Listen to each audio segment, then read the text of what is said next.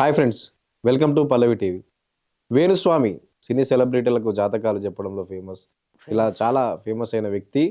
అస్సాంలోని గౌహతిలో కామాఖ్య టెంపుల్కి వెళ్తే వేణుస్వామిని అక్కడి నుంచి తరిమేశారని చెప్పి ఒక వీడియో వైరల్ అవుతోంది. వేణుస్వామిని రానివ్వలేదని చెప్పి. ఇప్పుడు ఈ విషయంపై మనతో మాట్లాడడానికి మనతో ఉన్నారు రాఘవ శర్మ గారు. నమస్కారం గురుగారు. శుభాశీస్సులు.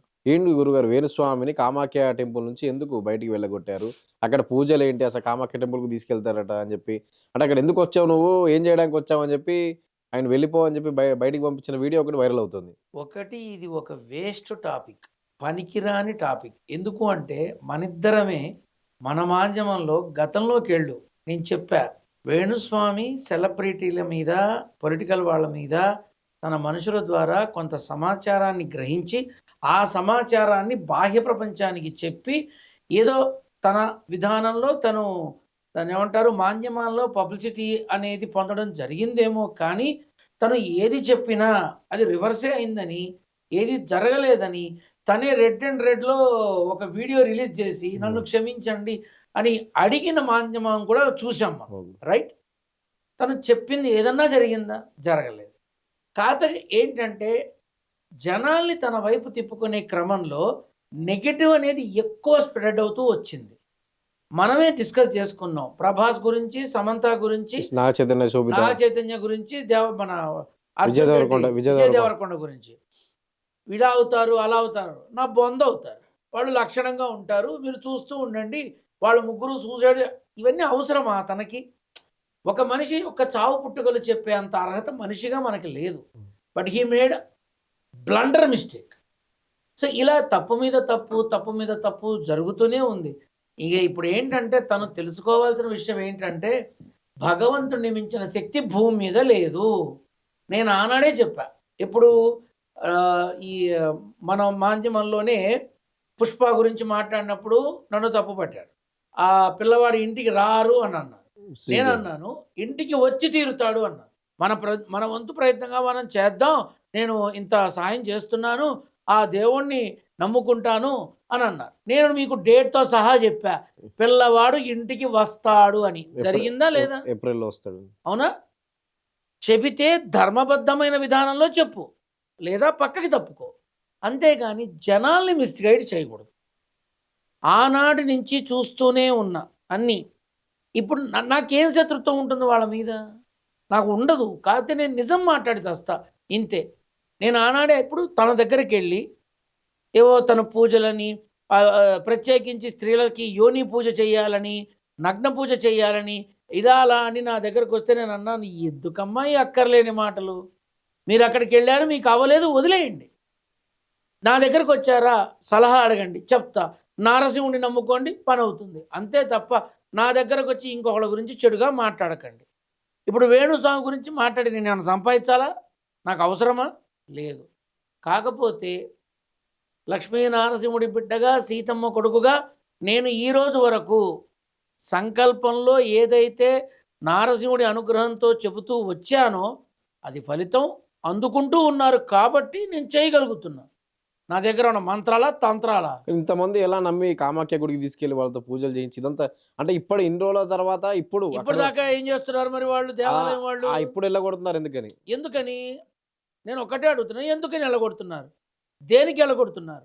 మరి ఇన్నాళ్ళుగా చాలామందిని అలా చేశారుగా, మరి పిల్లలు పుట్టలేదే? ఆయన చెప్పిన వాళ్ళకి చాలామందికి పిల్లలు పుట్టలేదే.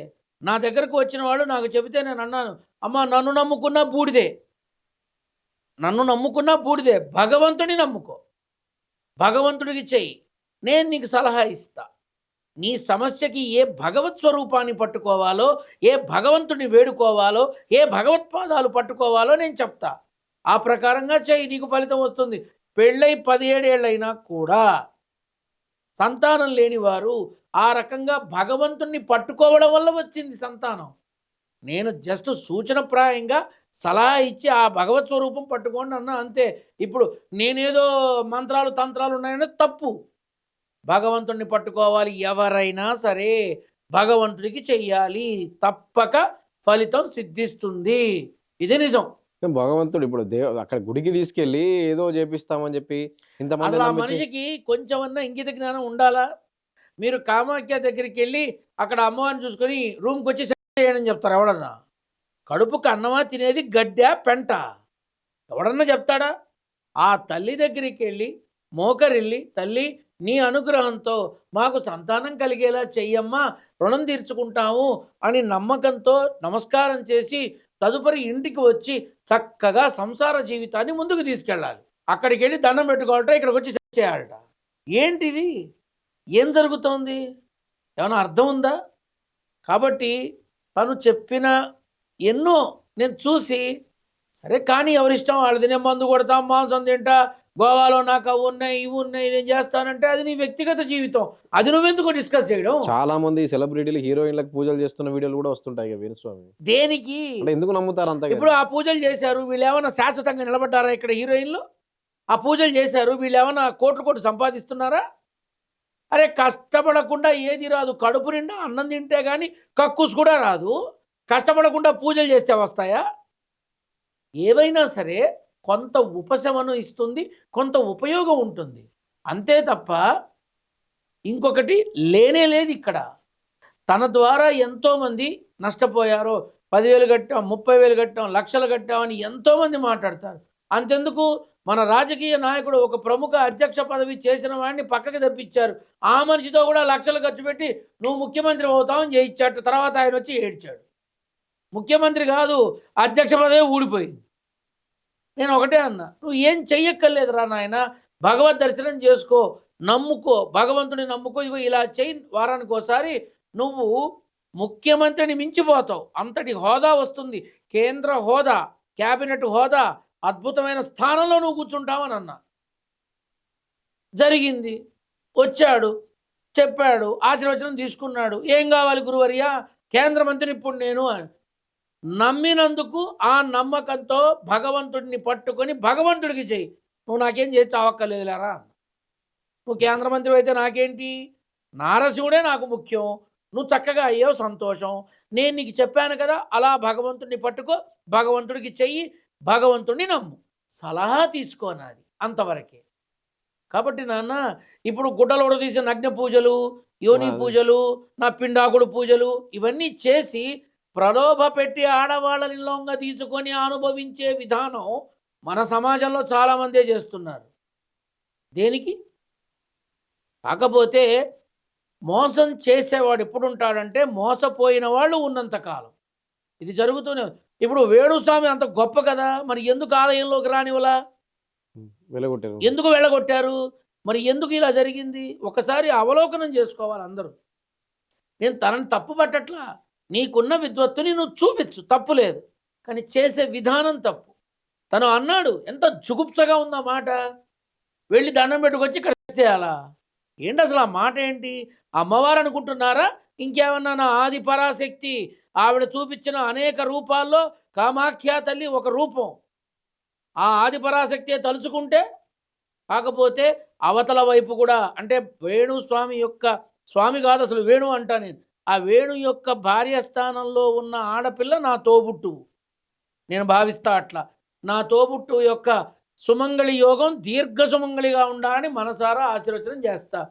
ఇక వాళ్ళ సంగతి అది నాకు అనవసరం, కానీ ఈ జరిగిన విధానం మాత్రం తప్పు. కర్మ అనుసరిస్తుంది మనల్ని, ఆ కర్మ మనకి ఇస్తుంది. సత్కర్మ దుష్కర్మ, మంచి చేస్తే 2 వస్తుంది, చెడు చేస్తే 4 ఇస్తుంది. ఇది తెలుసుకోవాలి.